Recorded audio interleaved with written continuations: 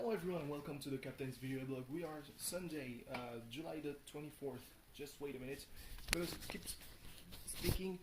Anyway, so yeah, this video blog is brought to you by my lack of oversight over how much battery I actually use when watching pretty much anything on my computer. Oh god, my face is kind of glistening. That was unexpected. So yeah. It's like 1:55 in the morning. Thankfully, the pay-per-view, Battleground doesn't start until 2:10 to 5 to 10 where I live because, kind of some tape delay for some reason. Maybe the time to send the images from the USA to France, but sounds weird because streaming is pretty much immediate.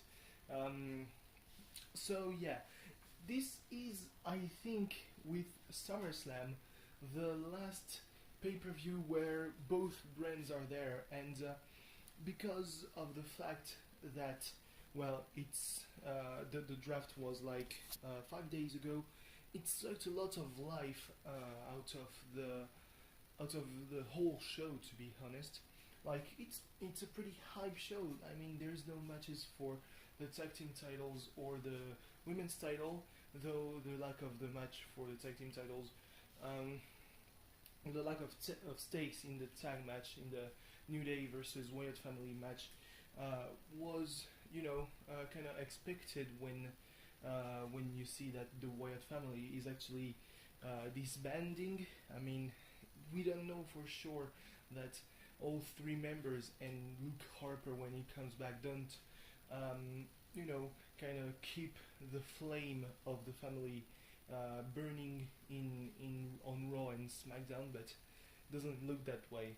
Anyway, it's shaping up to be a rough night for Roman Reigns because the Usos just lost a pretty entertaining match against Breezango on the kickoff, and they got booed out of the building to a point that some of it is genuine, some of it is just to spite creative, but when Tyler Breeze won with a small package, the crowd erupted for Breezango. Now, if they keep the victories going on SmackDown, because Breezango have been drafted to SmackDown, they keep the wins going, it might become something more genuine, and that's really something that I hope for both Fandango and Tyler Breeze, because I feel that they've been criminally misused. To be fair though, Fandango was on the cusp of winning his first title like 3 months after his debut, but he got concussed and he couldn't participate in a triple threat for the Intercontinental Championship, so shit happens. But still. So anyway, Marseille, they had a tournament this afternoon in I don't know how the city is called in English, so I'm just gonna say the German name, which is with a bit of English pronunciation, Aachen.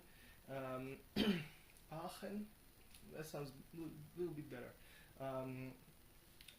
That was part of apparently an initiative by the Liga Profesional de Football from Spain called La Liga World. The tournament had the FC Cologne. I don't know how the word is pronounced in English. And it had the Alemannia Aachen, and it had Malaga, and it had Marseille. Marseille faced the Alemannia, matches of 45 minutes. Marseille faced the Alemannia, 0-0. They lost at on penalties. Now, if you think that it's not bad because it was a German team, it's a German team from the fourth division. They are playing at a not even national level.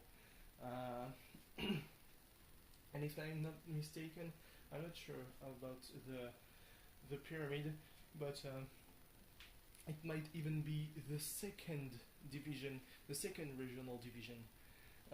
So that's pretty bad.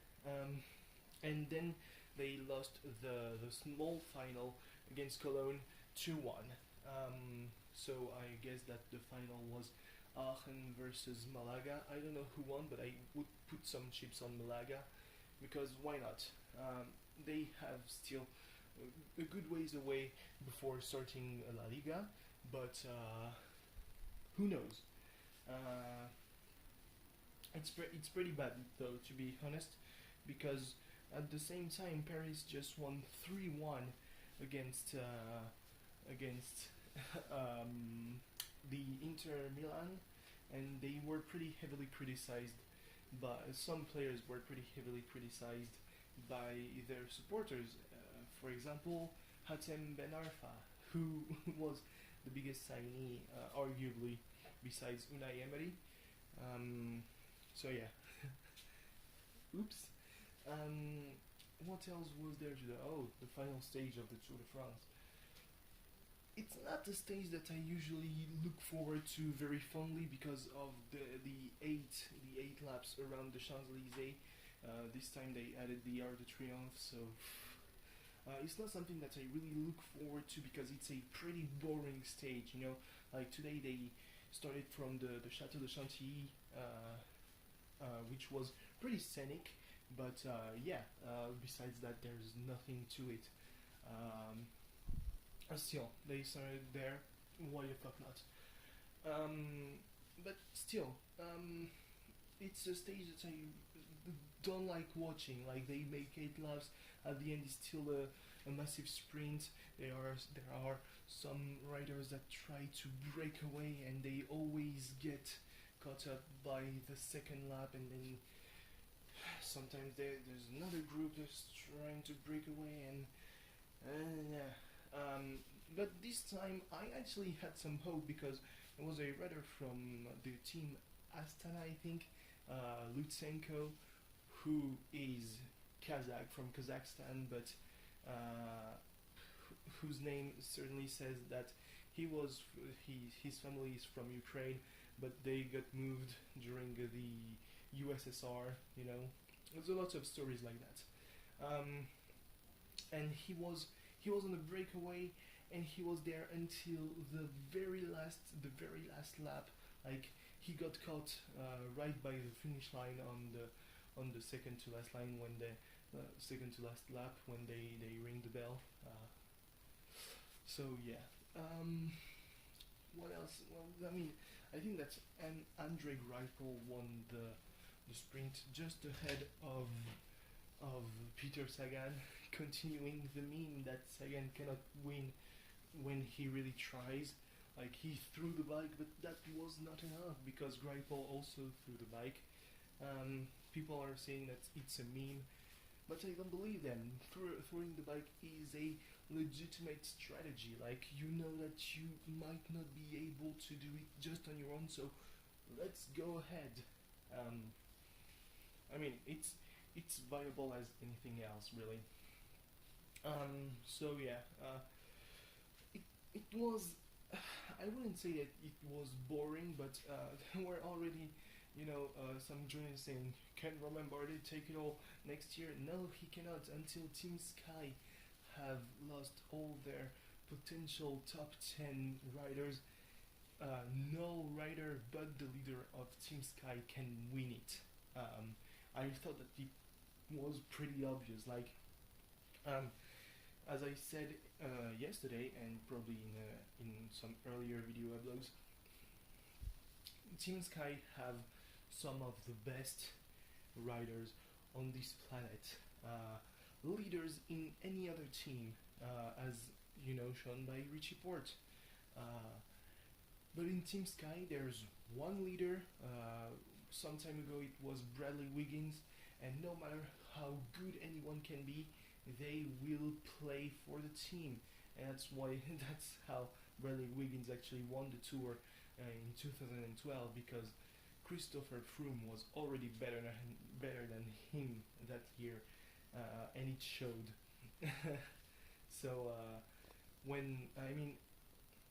until Team Sky just decides to be a team with at most 2 or 3 leaders, like one for the plain, one for the mountain, and one overall, they are not going to lose their handle on the tour, and that's just the way it is.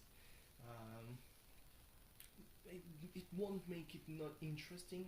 Like, yeah, sure, Christopher Froome is gonna finish first, but there was an actual race to be on the top three. Like, Romain Bardet was pretty. I mean, he wasn't in a good shape until the chrono on Thursday, and then he won on Friday, and then he won just another minute today because there's the thing that Team Sky does when they win, which is they all ride arm to arm like that on their bike to the finish line at a very slow speed, which is pretty strange because you would think that riding slowly would actually increase the chances of you falling up. That would have been funny, but no, there's certainly some rehearsal behind that. So yeah, he was like 4 minutes or 3 minutes and 50 seconds, and now it's just 2 minutes and 50 seconds. But still, I mean, Thibaut Pinot, you can say whatever until he learns to manage how to climb correctly in the Pyrenees, and how to manage better his physical condition, because it looks like it was his major issue. Maybe he was sick since the start of the tour, and that's pretty dumb to have him riding the mountains and all that before the Olympic Games. Much like for Cavendish, he's not going to win the big thing, he and Bardet are two of the brightest hopes of French cycling, two biggest hopes to actually win the tour in the near future, but obviously it's not gonna come without other teams just falling apart pretty much. I mean, they can probably take it without just the Team Sky, because it looks like they were locking up the peloton even in the mountain stages. So once they start having a downfall, suddenly the tour is going to be much more open. But that's the problem, you would think that more teams would have legit leaders, but no, there's only Sky, because Contador wasn't in a good year, Nibali wasn't in a good year, Fabio Aru, it was his first tour. You can find any kind of excuses, but it doesn't change the matter really. So yeah, oh boy. Anyway, the show might have started for a couple of minutes, so I don't think I'm gonna hug the spotlight any longer. There's going to be some interesting matches, but I really don't look forward to the show because of the fucking draft. They cannot book anything. It looks really like the WWE creative team cannot book two big events in the same week. Kind of at once, I would say, but not really, because I mean the draft was really the bigger story since it's been announced, despite the fact that some of the matches are going to be really fucking important. So yeah. Anyway, thanks for watching. See you tomorrow. Bye bye. Tomorrow definitely with the results of that round. So before 2 a.m.